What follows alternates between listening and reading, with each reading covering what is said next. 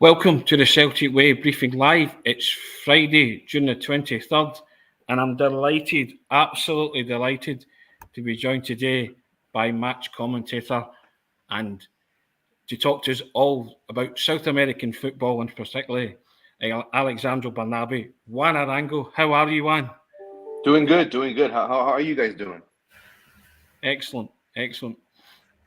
Now, as we always do, we'll big up our sponsor, OneFootball.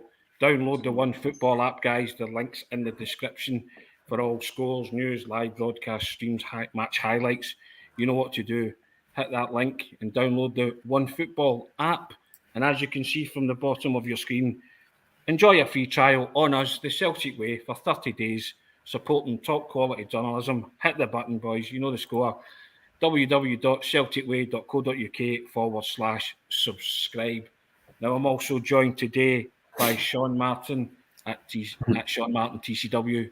Afternoon, Sean. I'm not used to saying good morning. That's that's all right, Tony. Very much the B-side today, I suppose. Some people would say I'm always a B-side, I suppose. But and as you know me, guys, I'm Haggerty10 Twitter handle. Now, Juan, you're going to talk to us about Alexandro Bernabei, the latest left full-back who looks like he's in Glasgow and going to sign for Celtic in a 5-year deal for something in the region of £3.75 million. Now, Juan, can you tell us what the Celtic fans can expect from Alexandro Bernabei? Because there's a real buzz of anticipation and excitement around the Celtic supporters with this signing. Well, from what you're telling me, the announcement or the announcement or the presentation hasn't been made yet, but it should be made sometime today. From what everyone's hearing, what everyone's hearing, what everyone's saying. So one thing is us hearing and saying it. Us actually seeing it and asking and trying to find out a little bit more. Seeing them with the jersey, it's kind of all that type of stuff. Every time I've spoken about this, it's been I basically said the same thing. Obviously there's a need. I think Ange is looking to make the team a bit more dynamic and make the team more dynamic within the parameters and the requirements of his system. He's made a couple of tweaks to his system over the past season. Not too many, but they've been significant in order for him to be able to adapt better to Scottish football and the physicality that it does require, the speed of the game, which does increase compared to the J-League. So keeping that in mind, does Alexandro, you start looking at everything that he offers, and he ticks all the boxes. He has pace. He can play either one-touch or two-touch going forward. He can press high. He's more of a fullback that's going to be up higher. So all the positives and some of the negatives that do come with being a fullback in that type of position, a more offensive fullback than defensive. But he also can help in wanting to play the ball out of the back, something that Ange also wants to do. So we start looking at everything he looks at. And now I even have to adding to his repertoire as far as philosophy is concerned, being able to play as an inverted fullback, playing more central, he can go and play more. He's not going to be playing in the middle, but if play indicates him having to make those moves internally, he can do that. He does that very well. He can also, like I said, play very wide. But then he also does offer one thing. I'm not saying that he does it all the time. I always want to emphasize that because, why isn't he playing there? Left back is his natural position. If he has to, he can play as a wing. If he has to, he can switch as a right back. He's played a handful of matches, not too many at right back, but he has played at right back.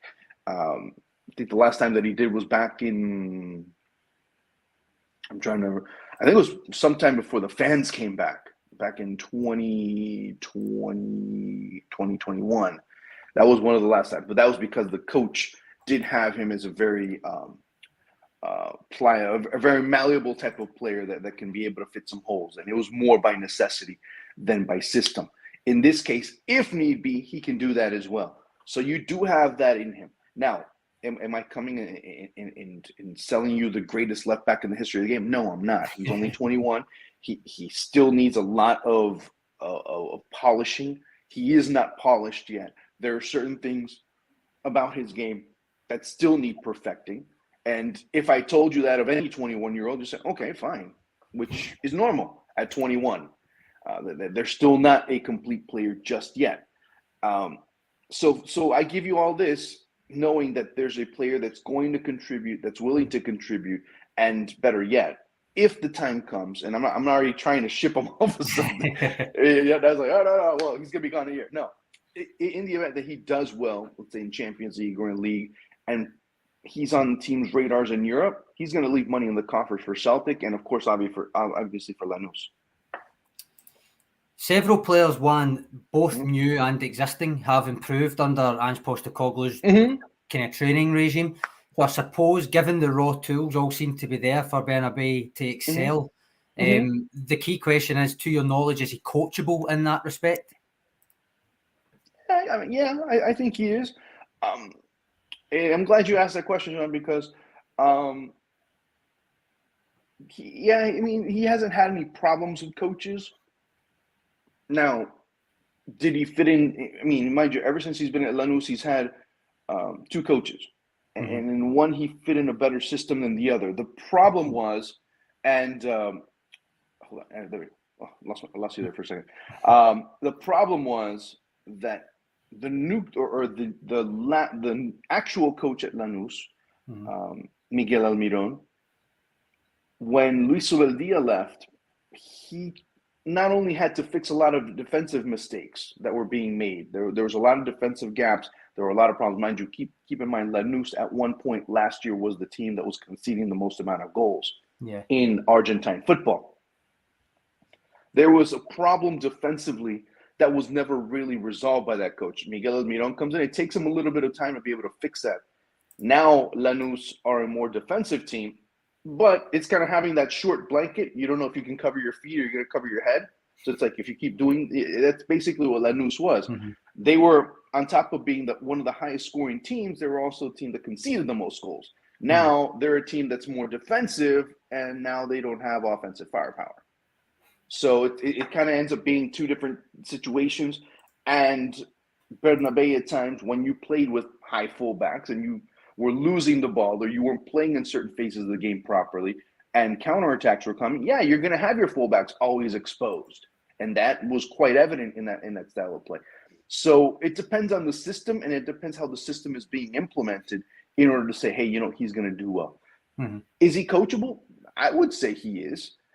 But what I would also say is that I think he's probably the best thing about him going to Celtic is the coach that he's going to be playing under. And because of the fact that he's been able to work so well with younger players, that he's been able to develop younger players over in Japan, over in Australia, and really help. I mean, keep in mind, we go all the way back to the Australian national team. Look at that Australian national team from 2014, 2018. Who were some of the names that were coming in to replace those names of old, and how are they doing now?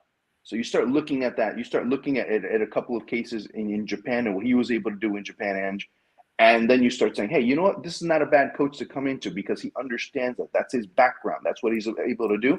So I think he's falling into a very good situation over at Celtic. One, it strikes me as offensively, he'll fit in to Andy's coaching system with the inverted fullback. Just defensively, that might be a concern. I'm thinking about height-wise, set pieces and, physicality. Is he all right that way? Well, if you watch Argentine football, sometimes it's more UFC than it is football at times, or South American football for that matter. I mean, that's one of people say, well, what about the physicality? Yeah, when you're getting when players are challenging you and they have their foot right in your face, I think the physicality part of it, don't even worry about. Now, the other part that you mentioned, that's more viable as far as his size, but then again, when you start looking at South American fullbacks, they're not, lumbering, big players that are going to be able to, they don't have that the size, if you will. And if you're depending on your left back to be able to clear something out, then your system's in trouble, to be quite honest with you. Yeah. In terms of him and what he's able to offer, if you're expecting that, then you're going to be very disappointed, to be quite honest with you. And if you look at it from the perspective of what he's able to offer down that left side, the pace, a player that can usually make more good decisions than bad decisions, and at 21, I'm fine with that. Like I said, it would be if from 21 to 23 he makes no progress, and okay, fine, then there's a problem. He should be on that continuous upward climb. Mind you, he's already played at the youth level in Argentina. He's already played a continental final. He played in the final of Sudamericana back in 2020. He's already been a contender. I mean, he's had. I'll take a note of that. I forgot how many matches he's already played in first division ball and in South American Cups.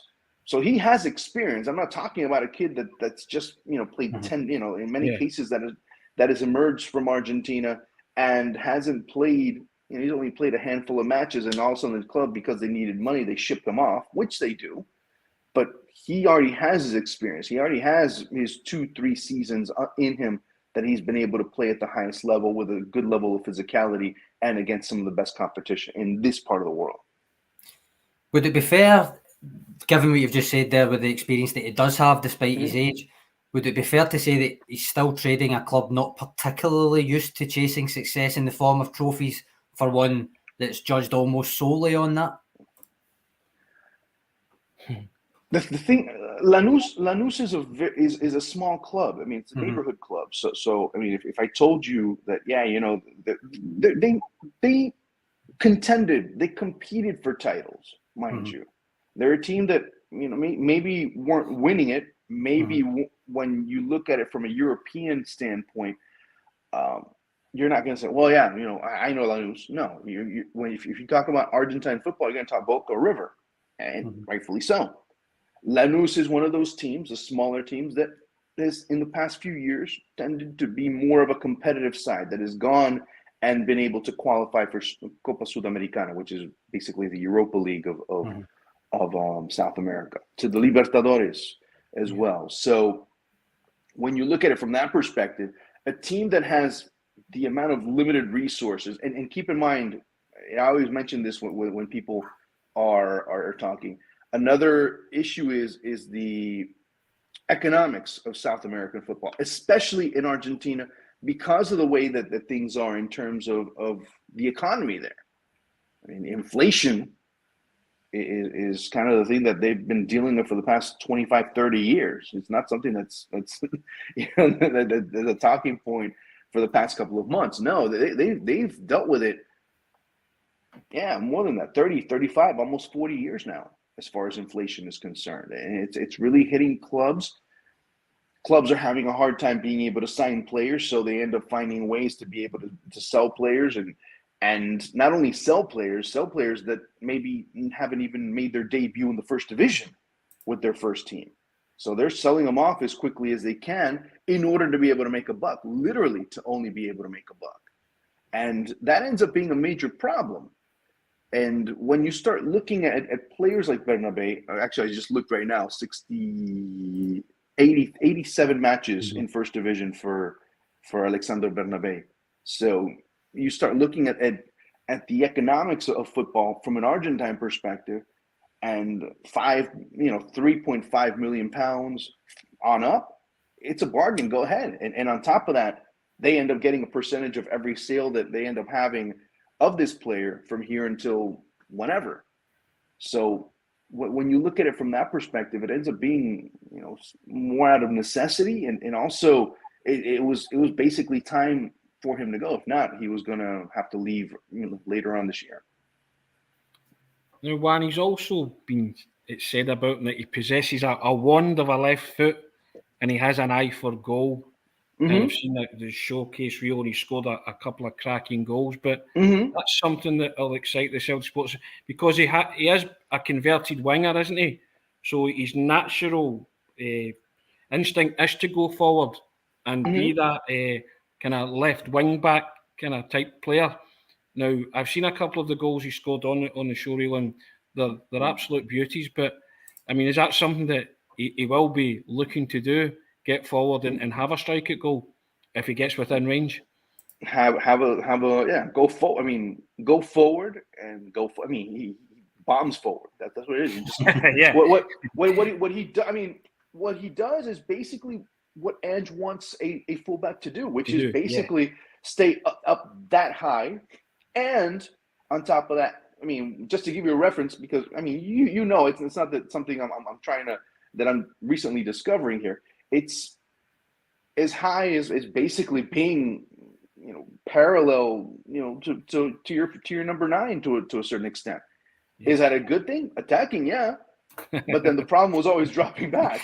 When play, you know, now Ange is going to have to maybe not reconfigure, but understand, hey, we might have to just shift slightly in order to be able to cover that spot, because there will be space. Can he drop back? Yes, he can, but you know, it's like getting up to, you know, to go to work, you know, getting up to go to work. Can you get up an hour before? Yeah, you should. Not a bad idea. Or maybe get there 2 hours before. Yeah. You know, or are you going to get up 5 minutes before and then drive like crazy? You know, that's pretty much the comparison I'm going to give you. I mean, it's like, you know, he's going to be defending like he has 5 minutes to get to work, and he's going to be hustling and bustling all the way back, just more scrambling than it is going and being more organized and having a defensive structure when dropping back and being able to cover the appropriate spaces instead of scrambling around and trying to figure out what you're going to do next. Sure.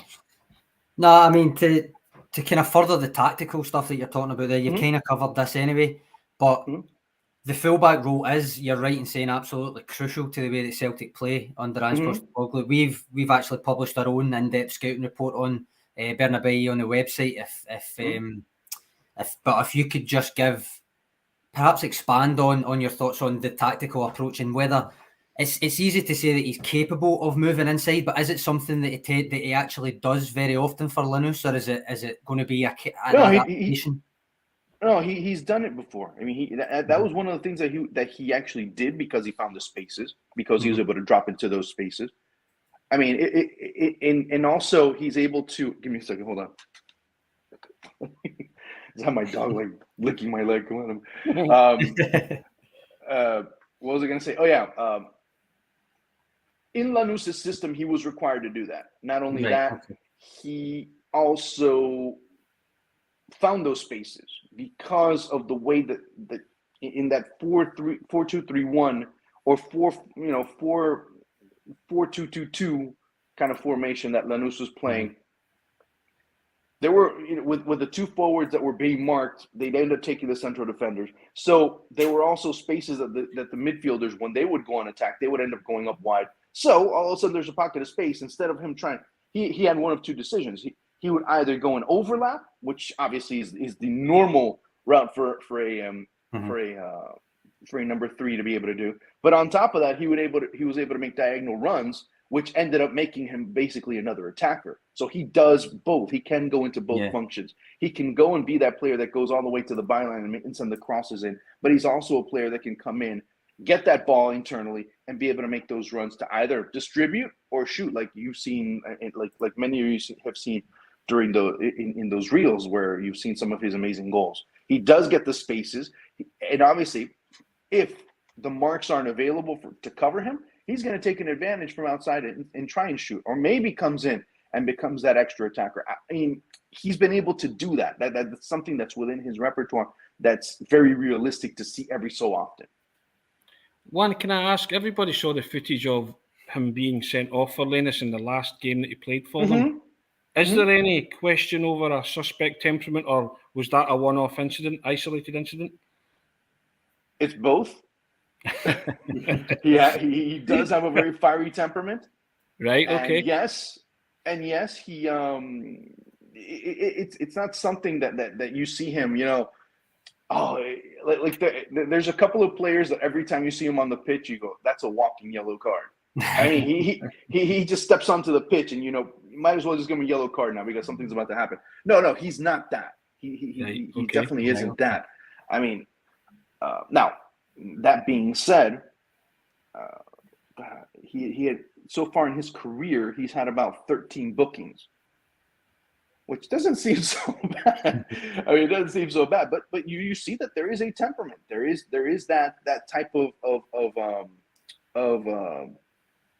of attitude. I mean, it's the first time he's ever been sent. Actually, I think it's the first or second time that he's been sent off in his career. So that's not too bad.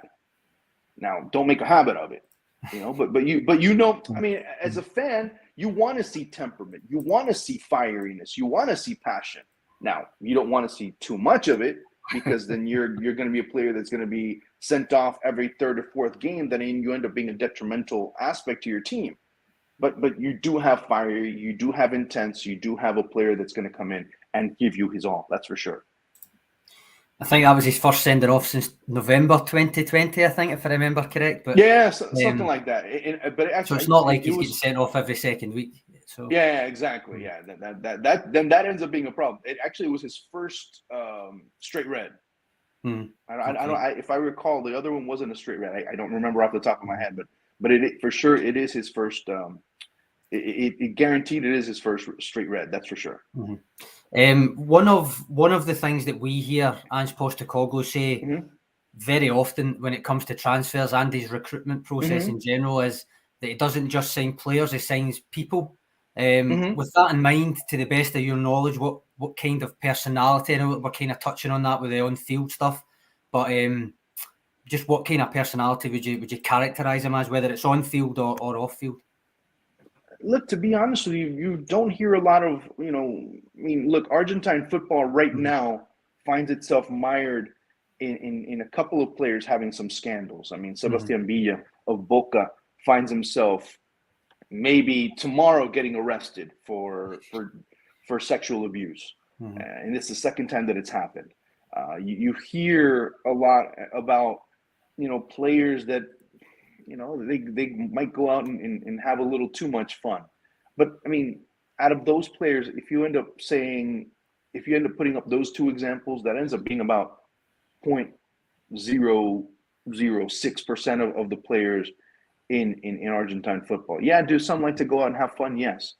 But going to Alexandro Bernabei, he really hasn't been a problem maker. He hasn't been one of those problematic type of players, if you will. Like I said, if there's a problem, it's the maturity aspect. It's understanding how to harness that temper a little bit more and not commit infractions that get you sent off like he did this past weekend. But for the most part, he hasn't been a player that coaches say, I don't want him on my team. He's a problem. He's problematic. He is a problem in the dressing room. No. And there's a reason why Celtic won. I mean, I think Ange, part of it, has been able to scout these players very well. And he is one of those individuals that understands, hey, the investment that's going to be made in a player, thus we better make sure that we get it right and we get as close to right as possible. Juan, he sounds like a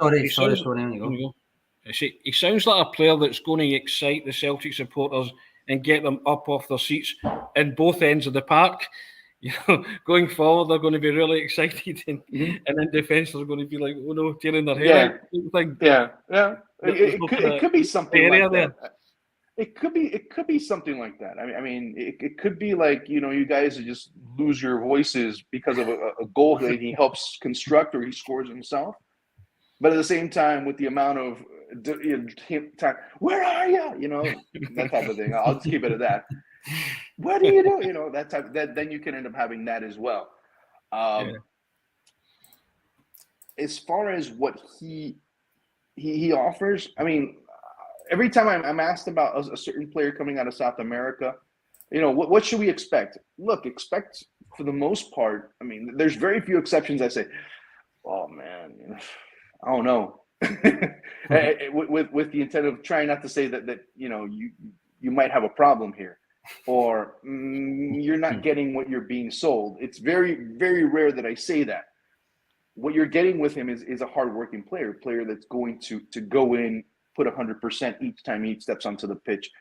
I'm not saying that you're going to get the reincarnation of Roberto Carlos. You're not going to be getting that type of player. You're going to be getting a very good contributor that can be a great contributor by the time he leaves.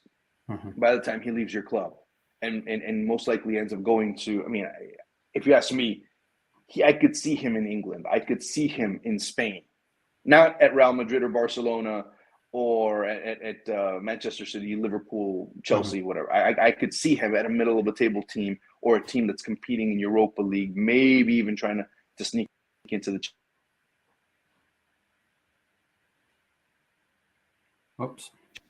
There you go. I don't know. To be honest with you, it ends up being a very interesting player to look at. And trust me, I'm quite interested to see not only how he performs, but also actually doing commentary for the Argentine league. I'm doing River Lanús this weekend for the world feed. So it'll be interesting to see how he's replaced. He's already been replaced mentally by Jorge Almiron, but to be able to see the new Lanús or this version of Lanús without Bernabei over on the left-hand side, it'll be extremely interesting to kind of analyze and say, oh, now they're missing this, now they're missing that, now they're coming through with this, and as a matter of fact, it'll be quite the interesting set of circumstances for Lanús to be able to replace, because that's been one of the big problems with Argentine football. River, for example, being one of them, not only having to replace Julian Alvarez and not going to have to replace Enzo Fernandez, who's going to Benfica as soon as Copa Libertadores is done, but also maybe even Nico de la Cruz. These are players within Argentine football circles that cannot be replaced, at least immediately. So it'll take a little bit of time. I think with Lanús, you might be facing a very similar situation. But keep in mind, and before I ramble, keep in mind that if there's been a team that has been able to bring in players and shuttle in players from their youth system, it's been Lanús. If you go back to 2016, 2017, Lanús is the team that has been able to contribute with the most amount of players to the Argentine youth system. I'm talking about the Argentine under 15s, under 17s, under 19s, under 20s. And in this past Marcelo Rebelo tournament in Spain, the Toulon tournament in Spain, or in France, excuse me, in France, Lanús had the most amount of players. They had 4 that were selected by Javier Mascherano. So again, it's a club that can bring in players, that can shuttle in players from the youth system. They're willing to be able to drop them into the deep end of the pool and see if they can swim, because that's how some clubs in Argentina are, by necessity or by design. But again, what you see with that type of player is everything that I've mentioned. He's gone through that process already, so he's pretty used to the pressure. He's used to the competition internally, and of course, now the thing is he going to be able to stand the pressure externally, which is against other teams in Scotland. Part of that, I suppose, settling in phase that he'll have when he comes to Glasgow. Does he speak English? Do you know? No. So right, no, okay. No. So that's another thing you can sometimes when it comes to transfers, you almost forget that that's another aspect to it as well. Settling in. No, from what I know. Right. Okay. No, but Argentine footballers, I think I might be generalizing a little too much, because there have been cases where they haven't. Argentine footballers, for the most part, and as well as Brazilians, are probably the most adaptable to Europe because of their work ethic, because of what they've been able to endure. I was talking to people in Liverpool about Darwin Núñez. Can he adapt? Darwin Núñez had to go live by himself at 14, 15 years of age. So I think him going to Liverpool is cake compared to having to go in and grow up at that age.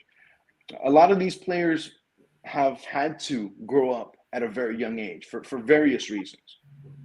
They might have not had family, or they might have been the breadwinner.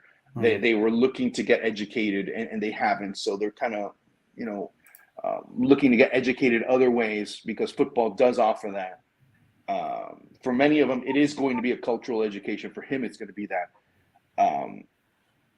When it comes to Glasgow, well, actually, when it comes to club like Celtic, they're going to make the adaptation easier for him because of the players there, because of the structure of the club, because of the club understanding that he needs some time for the cultural aspect. It's not just going in and understanding what your coach says. It's going in and going to a supermarket to be able to go and buy something and finding out where it's at, or going in to have a cup of coffee, or going, hey, how do I order a pint? Yeah. You know, that type of thing. So people forget that, you know, they're just like you and me. Now, am I saying that he's going to go drinking every weekend? No. I'm just saying that he at least needs to go and have that type of skill before we even demand him to understand what he has to do from football aspect, because he's changing his entire life to a country he's never been in a language he's never spoken, basically. So can he understand a couple of things? Maybe.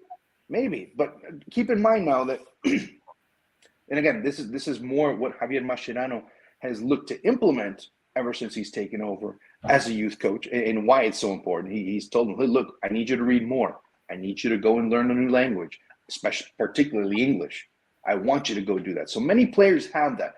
I'm not saying that he knows it or he doesn't. I'm just saying that it's already been exposed to him from a cultural aspect, that if he's going to continue playing football, he has to learn a new language. And that's basically what many, I'm not saying all of them, I'm just saying many of them are looking to do. Now, one thing is learning it in a classroom, one thing is learning it. And one other thing is being able to understand it, because I've spoken to players, and they learn English, and they go to England or they come to the United States and say, what the hell are they saying to me? They don't understand it. And then they go and say, well, I have no idea what they're saying, because then all of a sudden the theoretical aspect is done. And now you're going into the practical, and then you're not learned accents when you're learning a language. Wait, why don't you say it like this? I learned it this way. But again, to me, the biggest adaptation is going to be on the human side, maybe not on the football side per se. Yeah. And when that starts to come in, and when the players are able to communicate with him, because we've seen it with Luis Diaz at Liverpool. People, but he doesn't know the language. When you see Luis Diaz at Liverpool, you think that he played with Mo Salah, when he played with Mane and everybody else. He basically grew up with them. I mean, you know, and you see him messing with Harvey Elliott. He understands what he's saying, or they understand what they're saying to each other, or what, but they can't speak it. But the communication there has been so key. So again, if he comes in with the right mindset, if the team is able to understand that and be as flexible as possible with him, I think he's going to excel relatively quickly. One, there seems to me that there's clearly not a lack of self-belief and confidence. And from what you're saying, that the raw material is there in the player. You know, he's willing to uproot himself from Argentina and come to Glasgow. He's willing to learn the language, and all of that will fall into place if and when, as you say, is necessary. And, you know, so I take that as a good sign for a start. He's willing off the bat to do that. Yeah. And from what we've discussed, there is a footballer there bursting to get out, and maybe, as Sean touched upon right at the start, and you were saying that he is coachable, and working under Ange Postecoglou will polish up that diamond possibly that exists there. I mean, outside of him being a footballer, outside of him playing a game in a club wanting to pay the amount of money they're willing to pay for him, you have to also understand the economic situation. There's a lot of whys. I mean, I can give you a lot of whys. And I'm not talking about his case in particular. I'm talking about many players' cases in particular, who in the last 2 or 3 years have seen their salaries, not because the team has cut their salaries, it's because inflation has cut their salaries. You know, I mean, I'll give you an example. You know, you're doing your podcast and you earn, I don't know, let's say $1 million pounds a year. Okay. You start out like that. You wish. Yeah, I wish too. I wish I was getting a cut, but you end up with that. But then because of inflation, because of everything that's gone on, those million end up becoming around 60,000. Yeah. You know, let's look at it from a more social aspect. many Argentine families have seen that. I mean, not a million, but have seen even less become much less. Many players have seen something that's not even remotely close to that become much less. And it becomes a strain. And the way that the country is being run at times ends up wanting to have people leave. Look, for many Argentines, that is the case. That is a reality that they have to deal with from an economic standpoint. And look, I'm done. Bye. I'm going to leave. And they do. And anything that seems halfway seductive, they're going to go. And I'm not talking about footballers. I'm talking about people. And that's why you see people going to places like Spain, to come to the United States, and go elsewhere to see if they can get something better so they can maintain their families back home. So when you look at it from that perspective, I mean, I'm not even talking about football right now. I'm talking about economics. I'm talking about social issues. And it does end up being an impact on football, just like anything else. I mean, football is not a bubble completely. It's not just a complete and separate, isolated bubble compared to real life. So when you have those types of situations, when you have a player that maybe is not earning a whole lot of money in Argentina, and all of a sudden they say, hey, by the way, Celtic wants you and they're going to pay X amount of pounds for you, I'm there. And then the possibility of going elsewhere in a couple of years, I'm gone. And that's why Argentine players do leave. That's why South American players leave. Forget Argentina. It's not just an Argentina thing. It's a South America thing. Maybe Brazil, maybe they think a little bit more, because if there's a country that can compete or somewhat compete in terms of salaries, it's Brazil. Because they have a totally different economic situation compared to the rest of Latin America. So if you see Copa Libertadores and you see one of the past couple of years Brazilian teams have dominated, well, that's number one on the list, the economics. So you going again, Tony?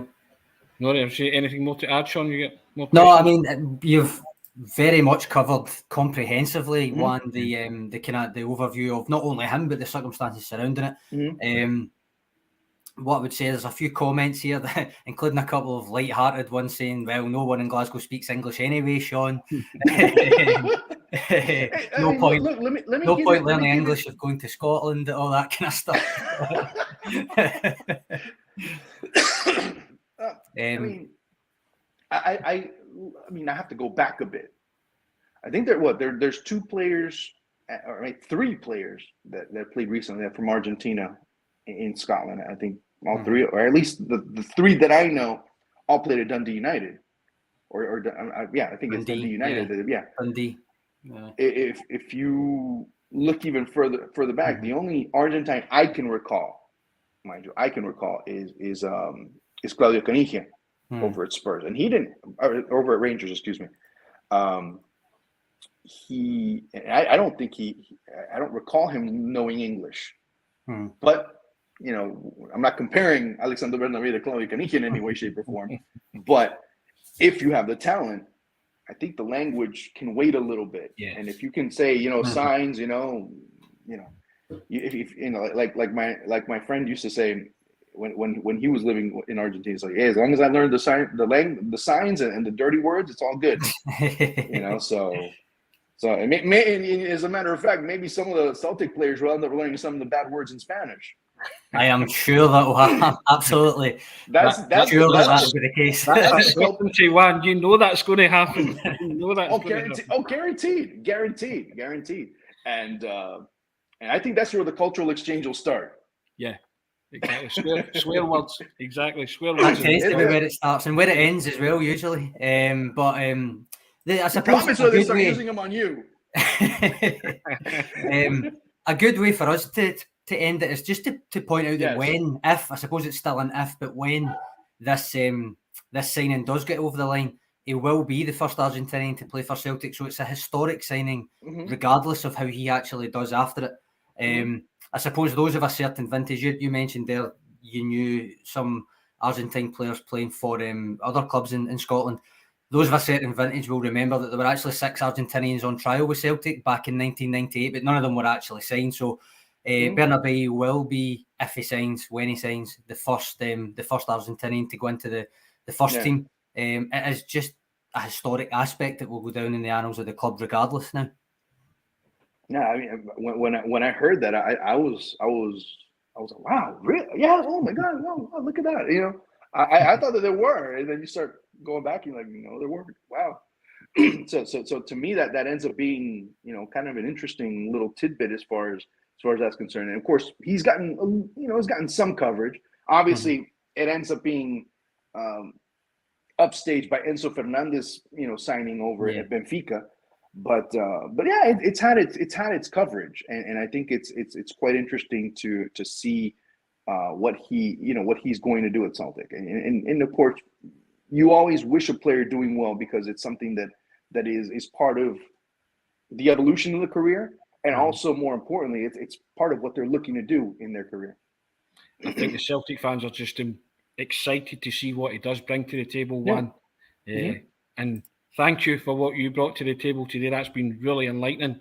Really appreciate you coming on the pod. I hope that the listeners and the viewers also were enlightened and know a bit more about Alexandro Bernabei. And if and when he signs, we can all look forward to seeing him in a Celtic jersey, the first Argentine that will play for Celtic. As Sean said, it's a historic moment, and I think everybody of a Celtic mind and persuasion wishes him well. And you obviously wish him well.